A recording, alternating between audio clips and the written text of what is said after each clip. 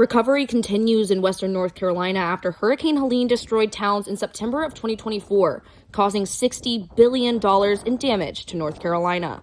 Helene hit Boone, North Carolina right before the biggest week for tourism of the year. Locals know this week as peak week. This is an incredibly tourism-dependent economy, and we suffered because of that, and we're still suffering because of that. Tourists returned away for months. We had roadways that were completely blocked off. Many of the key ways into or out of town were inaccessible. That did put our businesses in a very difficult situation. Many of them were able, though, to take some of that time and assess their own needs and circumstances. We're definitely still digging out financially. We definitely got a few grants and things to help us keep our employees paid.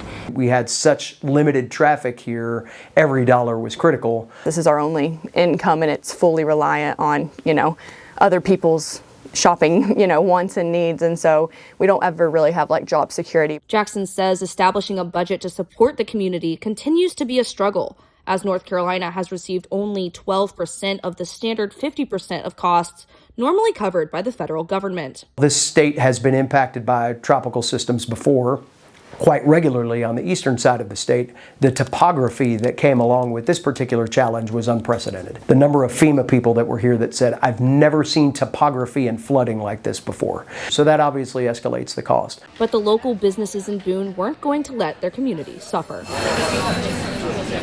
We are just committed to this community. There was a huge season for this area. And so we had beautiful mums and pansies and fall plants that were gorgeous, and they were just sitting there. And I'm like, we have to figure out what to do with these.